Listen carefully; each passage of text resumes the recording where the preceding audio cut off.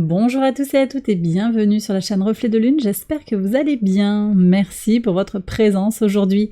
On se retrouve pour le tirage des énergies du mois d'août 2023 pour le signe du Sagittaire, Soleil, Ascendant, Lune ou Vénus en Sagittaire. Je lance le générique, je fais le tirage et je vous retrouve juste après.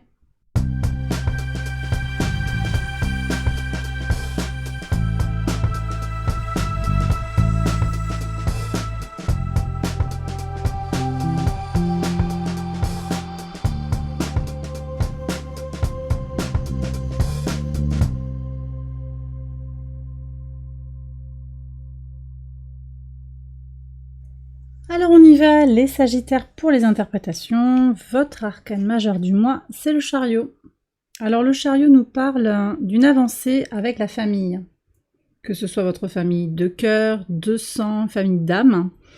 Ça nous parle potentiellement de quelque chose qui fait suite à une situation liée au mois d'avril, à voir selon vos situations individuelles. On nous parle également d'une réussite qui vous fortifie, quelque chose qui vous renforce dans votre intériorité, dans votre temple intérieur. Le message de l'oracle, bonheur, et la couleur indigo qui nous parle de clairvoyance.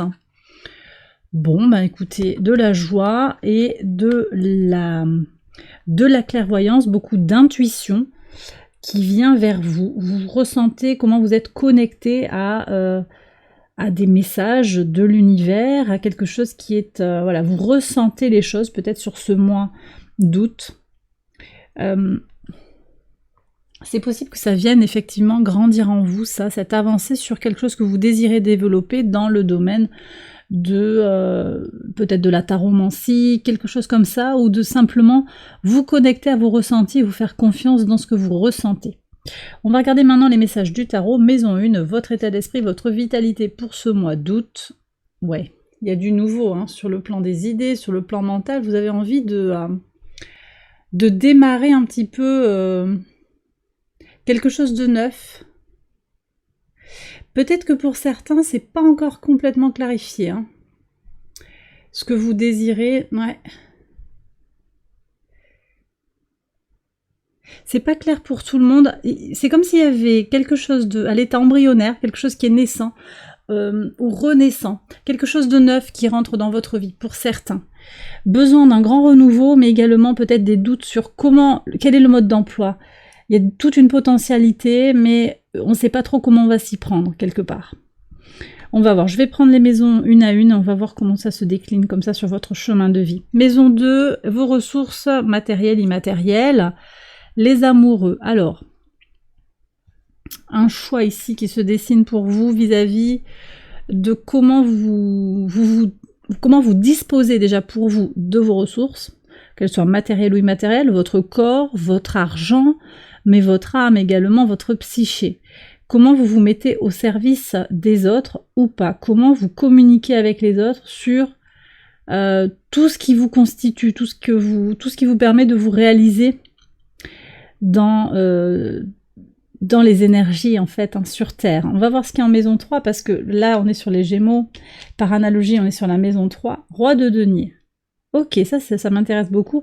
Bon, on voit qu'il y a des choix qui se font et des décisions qui sont prises sur le mois d'août concernant vos ressources.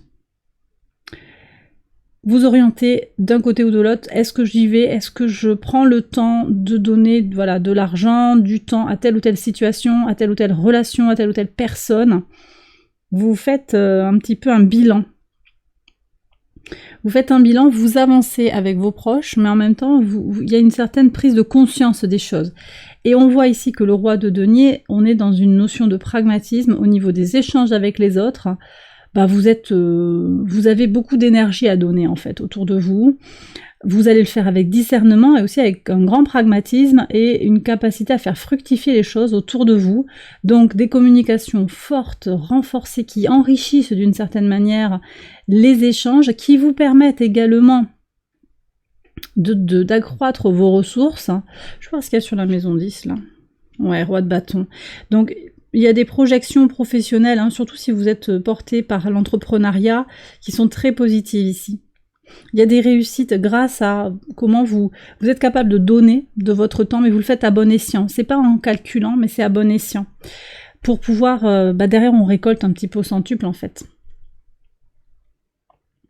Donc il y a quand même une projection qui est positive comme ça par rapport à ce que vous voulez projeter dans votre vie, dans le monde également, et ce que vous désirez ardemment au fond de vous.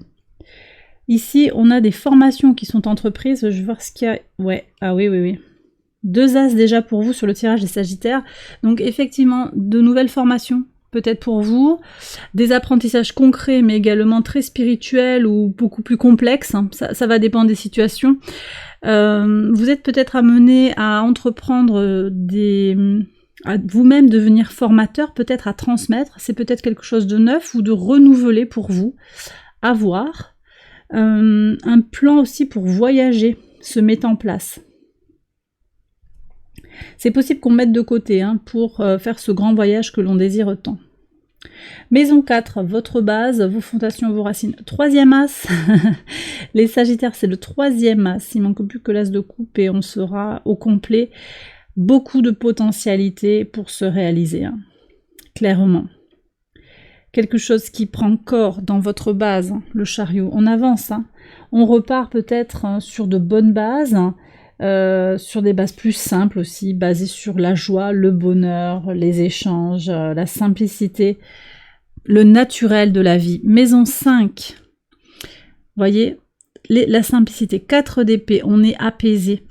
C'est Jupiter en balance, et ça c'est vraiment chouette, parce que Jupiter au mois d'août, Jupiter est encore en taureau, ça aide à aller vers l'abondance. Jupiter c'est le maître de votre signe, abondance matérielle ou à tout autre niveau qui est important pour vous, et en même temps il y a aussi le potentiel d'excès de Jupiter, d'accord.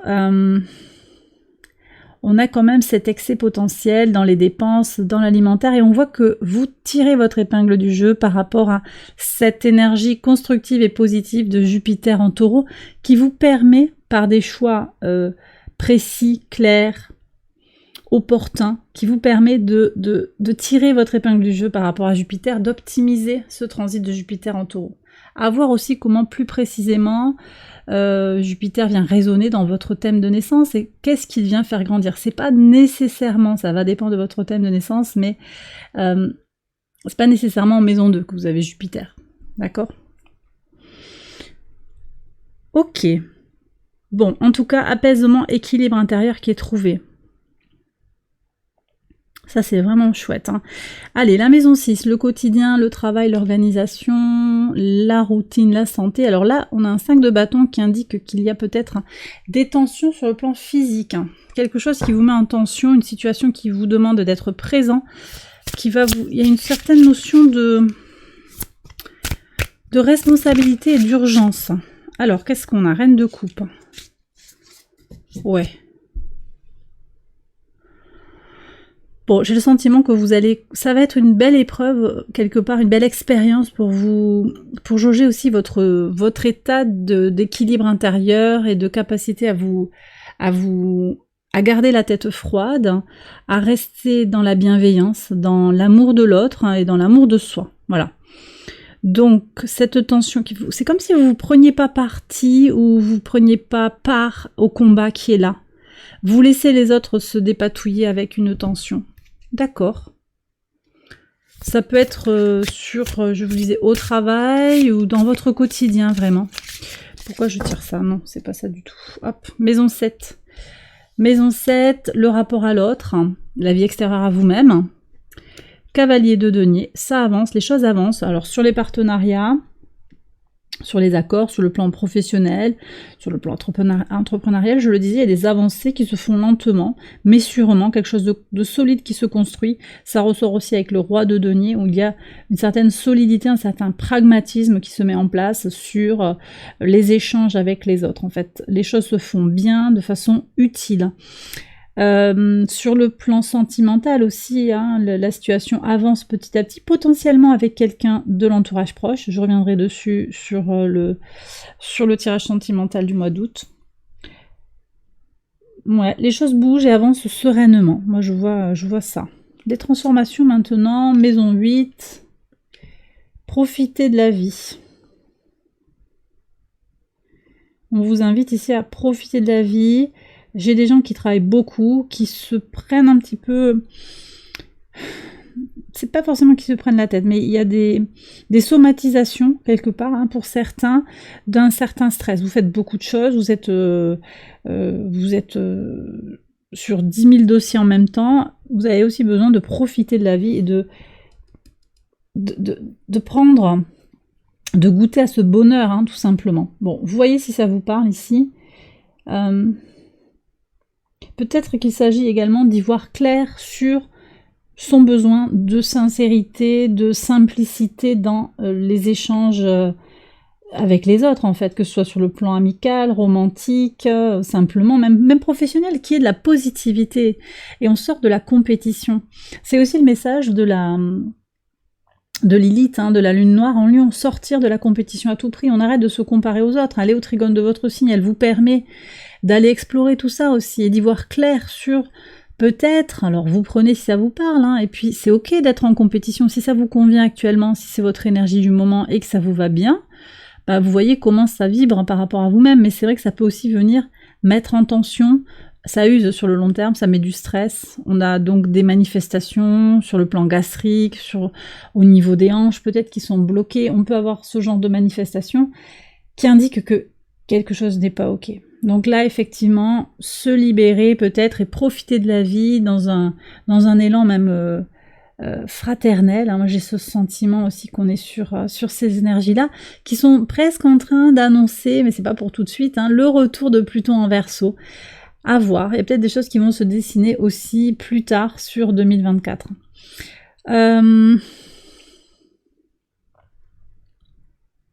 Alors, je continue avec la maison 11, le lien à la communauté, vos projets, vos espérances, 6 de bâton, réussite. Vous réussissez vos projets hein, sur ce mois d'août. Grande réussite. Vous réussissez vos projets, vous réussissez quelque chose avec la communauté, il y a quelque chose qui est très satisfaisant. Une volonté d'agir et en même temps une sensation d'être ok, d'être dans votre centre, que les choses sont dans les rails. C'est comme si vous profitez de la vie quelque part, j'ai l'impression.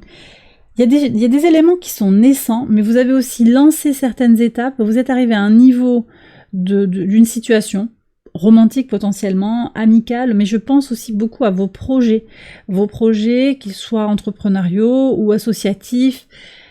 Vous sentez qu'il y a quelque chose qui est sur les rails et vous lâchez un petit peu du lest et vous profitez aussi de la vie. Hein. Voilà, je reçois ça. Et une reconnaissance aussi, je sais pas ce que vous faites, hein, mais il y a une reconnaissance des autres par rapport à ce que vous faites. Vous aidez quelque part, vous apportez votre touche de soutien aux autres. Maison 12, la leçon intégrée. La justice, donc c'est l'équilibre à trouver entre le désir d'expansion et le désir de construction. On a eu longuement un sextile de Saturne à Jupiter. Bon, il s'est défait ce sextile, mais il a laissé des traces hein, et il vient ici, il revient à nous rappeler que bah oui, vous avez toujours ce Jupiter en Taureau qui pousse sur l'accélérateur, mais on a également Saturne rétrograde en Poisson. Et ça, c'est l'équilibre, trouver son centre, trouver son équilibre intérieur. Moi, je vois que déjà dans votre base, sur le concret, le très proche de vous, c'est en train de se mettre en place. Et on me dit ici qu'il y a quelque chose à continuer d'explorer dans cette ligne-là. Voilà. Alors, je vais passer au message des anges. Ouais, prendre du recul. Ok, take a step back, prendre du recul. Attendez-vous à des miracles, bénédiction et abondance.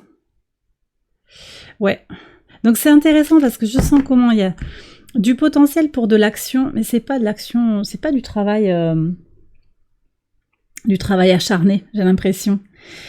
Il y a une certaine fluidité, une certaine aisance. Vous voyez, ça revient quand même sur se mettre en retrait, peut-être savoir déléguer aussi, hein, nous ce contact avec la famille d'âme, là aussi, l'idée d'avoir confiance en l'issue d'une situation, savoir communiquer, on avait ça aussi là dans le... Maison 2, maison 3, savoir déléguer, communiquer, c'est ce que je reçois ici aussi. Vous aurez des bénédictions qui viennent vers vous. Hein. L'univers a des secrets, a de belles surprises en stock, je pense, pour vous. Ouais. Bon, bah à voir, hein. Vous me direz dans les commentaires comment ça résonne par rapport à votre situation. J'ai terminé le tirage des Sagittaires, j'espère que ça vous a guidé, que ça vous a éclairé. Si c'est le cas, ben vous savez, hein, vous pouvez liker, vous pouvez vous abonner si vous n'êtes pas encore abonné. Vous êtes nombreux à me regarder sans être abonné, donc allez-y, abonnez-vous. Vous pouvez aussi activer la petite cloche pour recevoir les notifications quand je publie de nouvelles vidéos. Partagez cette vidéo si vous pensez qu'elle peut aider quelqu'un. Et puis voilà, je vais continuer le tirage, l'approfondir sur Patreon. Je vous invite à nous rejoindre avec la communauté Patreon pour cette extension. Je vous mets le lien en barre de description et j'espère vous y retrouver avec les autres soutiens de la communauté Patreon. Je vous embrasse bien fort, je vous souhaite un excellent mois d'août et je vous retrouve très vite pour une prochaine vidéo. Bye bye.